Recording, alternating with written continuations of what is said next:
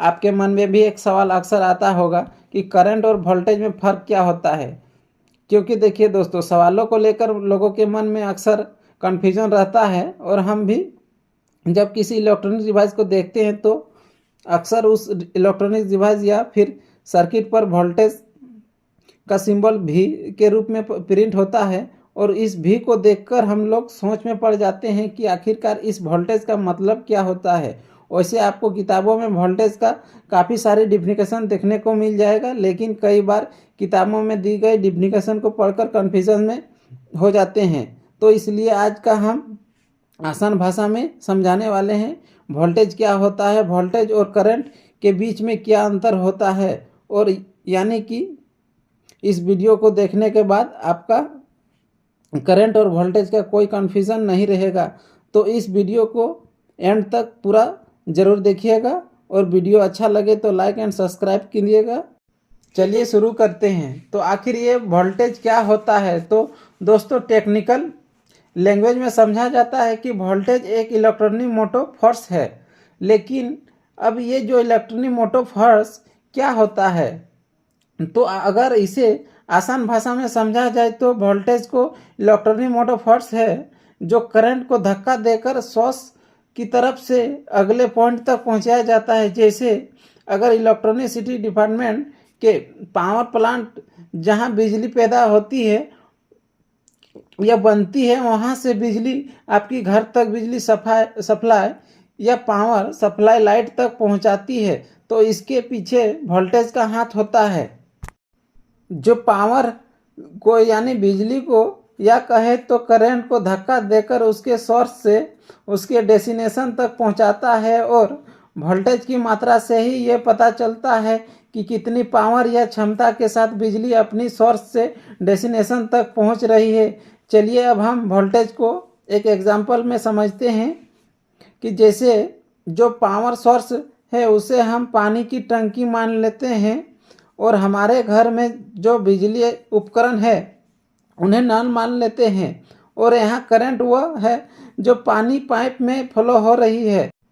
तो इस पानी की टंकी से जितनी प्रेशर से पानी फ्लो होकर पाइप के जरिए नल में जा रहा है उस प्रेशर को हम वोल्टेज मान सकते हैं। यानी कि जो करंट होता है उसे वोल्टेज धक्का देने का काम करता है। यानी कि वोल्टेज का मतलब होता है वह प्रेशर जो करंट को एक तरफ से दूसरी तरफ ले जाता है। तो अब आप वोल्टेज को अच्छी तरह से समझ चुके हैं होंगे।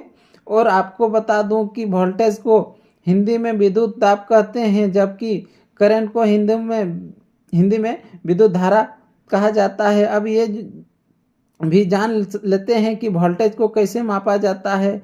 आपको बता दें कि वोल्टेज मापने के लिए दो चीज़ों की ज़रूरत पड़ती है। इसमें पहला आपका वोल्ट मीटर की ज़रूरत पड़ेगी और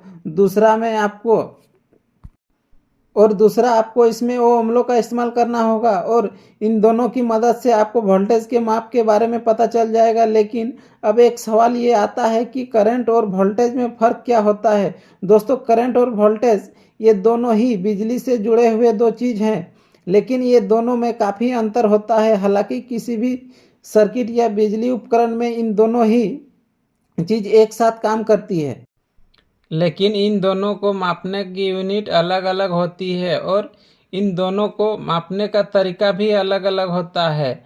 अब करंट और वोल्टेज में फ़र्क क्या होता है ये भी जान लेते हैं। करंट एक धारा होता है तो वोल्टेज एक प्रेशर होता है।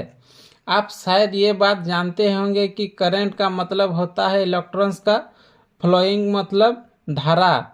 अगर हम धारा मापते हैं तो वोल्टेज उसका प्रेशर है, यानी वोल्टेज उसके प्रेशर को दर्शाता है जो करंट को एक छोर से दूसरे छोर तक ले जाता है। और वोल्टेज की प्रेशर का माप लेना भी उतना ही ज़रूरी है जितना कि करंट को मापना है। और जिस तरह से करंट एक फ्लो करने वाला एग्रीमेंट है तो इलेक्ट्रॉन्स के चार्ज को लेकर जाता है, तो वहीं वोल्टेज एग्रीमेंट ना होते हुए भी एक डिग्री है या एक माप है। और ये माप करंट की धारा के पीछे लग रहे प्रेशर का माप है। जो फ्री इलेक्ट्रॉन्स पॉजिटिव टर्मिनल से एक नेगेटिव टर्मिनल की ओर बहते हैं तो वे करंट यानी कि धारा कहलाता है। और जबकि वोल्टेज एक इलेक्ट्रिकल फील्ड की तो दो पॉइंट्स के बीच का तो प्रोटेक्शन डिफरेंस होता है। करंट को I से दर्शाया जाता है और जबकि वोल्टेज को V से करंट की यूनिट I एम्पियर होता है और जबकि वोल्टेज की V वोल्ट होता है। करंट को एमीटर से नापा जाता है जबकि वोल्टेज को वोल्ट मीटर से नापा जाता है। करंट इलेक्ट्रोमैग्नेट फील्ड पैदा करता है और जबकि वोल्ट इलेक्ट्रो फील्ड पैदा करता है। इसके अलावा वोल्टेज के बिना करंट फ्लो नहीं हो सकता है जबकि वोल्टेज करंट के बिना एडजस्ट नहीं करता।